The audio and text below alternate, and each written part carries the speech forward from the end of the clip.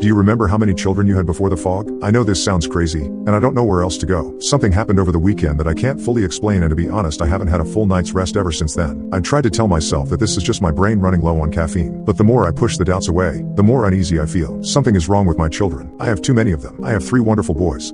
James is 8 and Braxton is 6. I don't remember Dylan. I see pictures of him up on the fridge, smiling and playing catch with his dad. He goes to the same school as his older brothers. He's a great kid, for the few days that I've known him. But before Saturday I have no recollection of him being a part of our family. Saturday was strange, to say the least. There was a cold front moving in. Weather reports said there would be rain mixed with hail. We had to cancel baseball practice because of the nasty change, but no one seemed really prepared for the fog. We were leaving the field when I saw it roll in. I think it came from the south. It was thick, so very much so the traffic came to a halt. My husband tried to get out and see if there was a way around it, but no one could see anything for miles. It was so very cold, colder than you would expect. The boys were complaining because of it, and even though we stayed in the car, I didn't feel comfortable sitting there amid the cloud. Something was wrong about all of it. Everyone could feel it, but no one said anything. Braxton and James were complaining 1 minute about the whole situation, and then it became dead silent. Time itself seemed to stop. I remember telling them to be quiet while we tried to drive forward inch by inch. It was a little nerve-wracking being unsure what was just mere feet in front of you. My husband finally announced he could see the edge of the cloud and pushed the ignition. I told my boys that we were finally headed home, and then I saw something in the mirror. A third child. I screamed. My husband slammed on the brakes. What the hell, Joy? I thought we were going to get in a wreck. I was staring at the third child in the back seat, and everyone in my family was looking at me like I was insane. Who are you? I whispered. The question to me sounded like what any sane person would ask.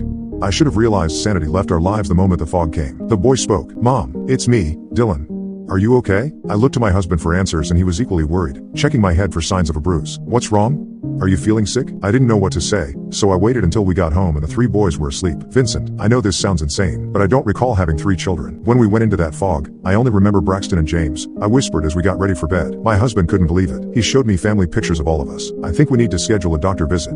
This isn't normal, he said, but he didn't mean for the third child. He meant for me.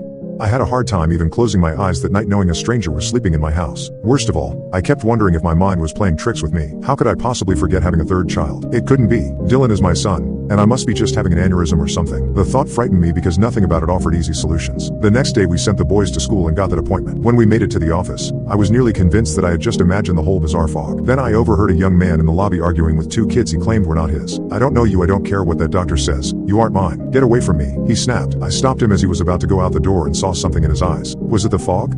I whispered. He knew what I was talking about, and that troubled me even more. The doctor examined me and couldn't find anything physically wrong. I'm going to prescribe a few psychiatric medications just to help you remain calm. I'm sure this will all resolve itself in a few days, the doctor said. I smiled uneasily and promised I would take them. I never did, I will admit. I wanted a clear mind so I could figure out what was happening and which of these children was actually real. But meeting that man confirmed to me that I wasn't alone. Others were experiencing the same as I was. I didn't know how to explain it to my husband, and I was scared he might consider sending me to an asylum if I kept pressing the issue. Maybe I was crazy. Maybe these are my children. When they got home from school, I made them food and sat right across from Dylan. I wanted to try to resume a normal life, as crazy as that sounds. This kid had made no effort to seem a threat. Maybe I was the one affected. Maybe the fog did something to me, not to him. Thanks for dinner, Mom, Dylan said as he hugged me after washing his plate. I gave him a half smile and sat there, feeling absolutely awful. I was starting to feel something towards him. Was he even real? How could I be sure he was? That second night of no sleep made me get up and check on the boys, to be sure that nothing out of the ordinary happened. They were all so peaceful. My life felt like a dream, but it was still off. Alarm bells rang in my head, telling me not to just push these feelings aside. I went to the attic to try and find anything connecting to Dylan's childhood. If he is really my son, I knew I would have kept baby stuff up there, but I didn't find anything, not even a bracelet from the hospital. As I sat there looking at other albums, it occurred to me that every part of him seemingly manifested 4 days ago. Before that, he didn't exist. The next day when Vincent went to work, I checked online in our area to see if anyone else might possibly have a similar experience from the fog. It took a bit of digging, and maybe 1 too many coffees, but I found something buried under a help tab on a Facebook group.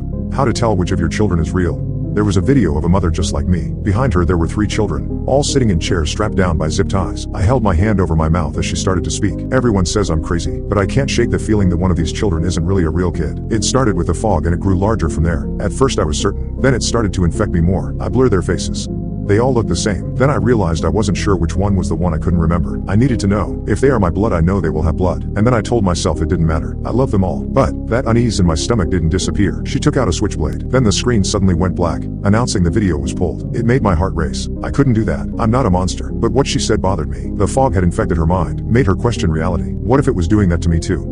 What if one of these children is an imposter? Yesterday I reached my breaking point. I tried for a full day to push these thoughts aside and treat the 3 of them as mine. Yet I had no connection to Dylan. No motherly instinct was kicking in. When he hugged me, I just felt dead inside. He is a stranger. A mother knows her children. I told my husband I was going to take them to the park. When they got out and played, I sat there and watched them. trying to psych myself up to what I needed to do. I have a few safety pins in the car for clothing emergencies, and I told myself I just needed to prick their finger. That's what the woman was going to do. I was sure of it. The real ones will bleed. The fake one, I wasn't sure. I waited until they got back in the car and then locked the doors. Mom, can we go for ice cream? Braxton asked. I was saying a mental countdown and then pounced, pricking his finger. Mom, what the hell? James shouted. I snagged him next.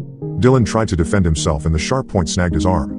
Blood trickled down and he cried out, Mom, what are you doing? Why did you do that? I froze, looking at the other boys. I dropped the safety pin and quickly drove them to the nearest clinic. It was an accident. You were roughhousing and you stuck yourself. It will only be a few stitches, I told Dylan. They promised to not say anything to their father. I've been dumbstruck and horrified by the moment ever since. Their faces were filled with fear, their own mother attacking them. That isn't the worst part though, because I have one thing seared in my mind. Braxton wasn't bleeding.